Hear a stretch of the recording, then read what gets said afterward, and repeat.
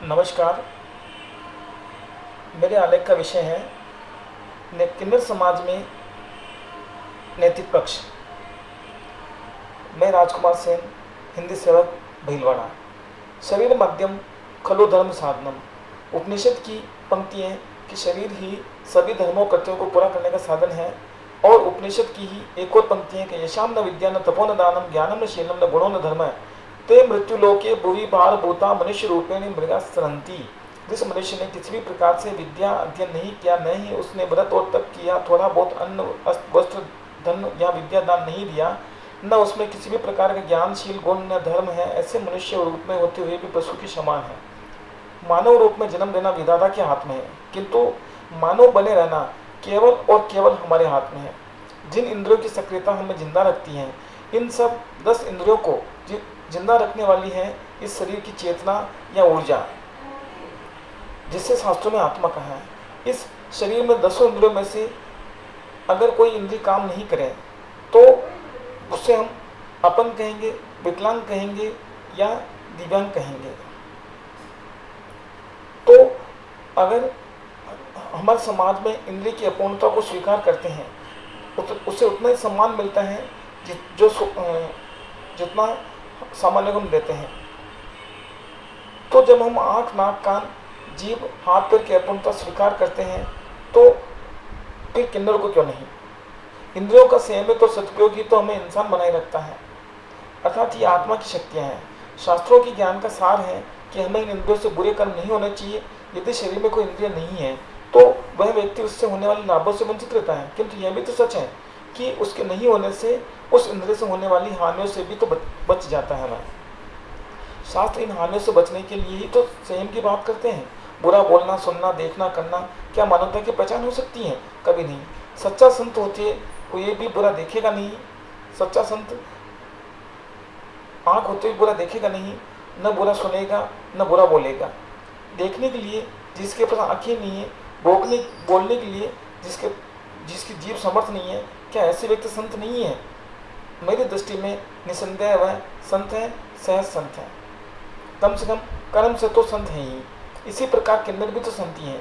यो सामान्य किन्नर का स्वभाव भी संत जैसे ही होता है, इसलिए इनके आशीर्वाद को, शुभ भावनाओं को प्रभावशाली माना जाता है। सृष्टि में मानव प्राणी में भिन्नता के लिए 2 आधार हैं, स्त्री और पुरुष।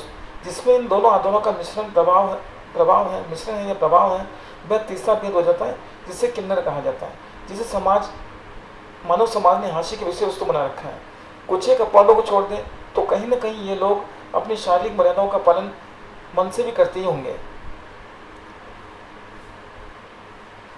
इनका काम ही आशीष और शुभ भावनाएं देना है, जो सदा फलित होता है, क्योंकि ये साधना पथ के सबसे बड़े दुश्मन काम के आगे स्वभावतः विजय होते हैं।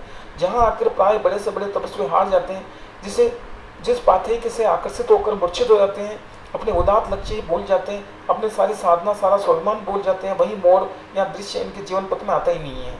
ये उस पाथेय को स्वीकारने या पचाने के योग्य नहीं होते हैं। जिसे खाया नहीं जा सके उसके प्रति लगाव नहीं होगा। वास्तव में वे ये कभी किसी सिद्ध पुरुष या महापुरुष की तरह से पुरुष और स्त्री स्वभाव से, स्त्री भाव से ऊपर उठे होते हैं।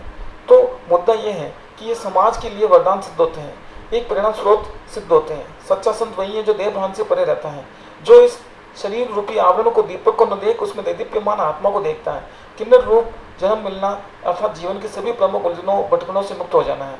हम उन्हें पूज्य भाव से देखें। ये अर्धनारीश्वर शिव की चलती फिरती मूर्तियाँ हैं।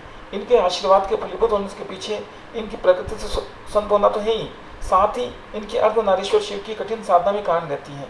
समाज में जो खतरा मानव से अचानक दानव बन जाने वाले मायावी राक्षसों से हैं, किन्नर ऐसे राक्षस कभी नहीं बन सकते। हाँ, कभी कभी ये स्वयं उन राक्षसों की कुदृष्टि का शिकार जरूर हो जाते हैं। हम इन्हें समाज से अलग कर तीसरी धारा या श्रेणी में नहीं डालना चाहिए। अगर ये सामान्य सदस्यों की तरह परिवार में रहें तो हमारे लिए और ज़्यादा लाभदायक होगा। प्रशासन में किसी पद पर ये काबिज हो पाए तो और अच्छा होगा। समाज में खतरा पुरुष का नपुंसक होने से उतना नहीं बढ़ेगा जितना पुरुष में कामाग्नि के भभकने से होगा। किन्नर तो प्रभु कृपा की बरसात में बारहों मास भीगते हुए शीतल प्रदेश हैं, जहाँ कभी यह मानवता नाशी आग लगी नहीं सकती। ये जो है उसमें इनकी गलती क्या है? जिनकी संतान दिव्यांग पैदा हो जाती हैं, वे माता पिता उन संतानों से तुलनात्मक रूप से अधिक स्नेह करते हैं।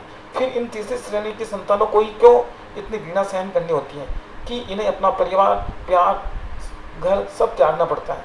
फिर भी इस त्याग को अपना कर समाज की खुशियों में नाचने लगते हैं, अपने दुख को भुलाकर खुश रहते हैं, क्योंकि ये उस हर लगाव से ऊपर उठ जाते हैं जिसमें प्राय सामान्य व्यक्ति उलझा रहता है। इनकी यह तपस्या ही इन्हें संत कहने के लिए मजबूर करती है। एक कर्मयोगी का, एक प्रवृत्ति मार्ग के संत का मार्ग प्रशस्त करती है। जब हम कहते हैं कि हिंदू, मुस्लिम, सिख, ईसाई आपस में है भाई भाई, क्यों कहते हैं? क्योंकि हम सब एक परम पिता परमात्मा की संतान है। पर सामान्य संतानें तो आपस में भाई बहन होते हैं, फिर यहाँ केवल भाई भाई क्यों कहा गया? क्योंकि दैहिक रूप से हम अलग अलग हैं, पर आत्मिक रूप से हम सब एक जैसे हैं। प्रत्येक शरीर भी, चाहे वो स्त्री का हो या पुरुष का, वह एक जैसा है। क्या किन्नर जैसे स्वभाव या ऐसी दृष्टि रखकर कि हम स्त्री पुरुष की सीमा से ऊपर उठकर एक दूसरे को देखें तो हम संत नहीं हो जाएंगे? निसंदेह हो जाएंगे। यही संदेश को तो किन्नर हमें देते हैं, और जो है पाप करने से बच गए तो संत क्यों नहीं? संत हैं तभी तो इनके अस्वाद फलीभूत होते हैं। तो अंत में यही कहना चाहूँगा कि हम इनका सम्मान करें और इनके जैसे लैंगिक भिन्नता से ऊपर उठकर प्रत्येक शरीर में चमकती ज्योति को देखें, तो साधना पथ की सबसे बड़ी बाधा को सहज पार कर लेंगे। जय हिंद, वंदे मातरम।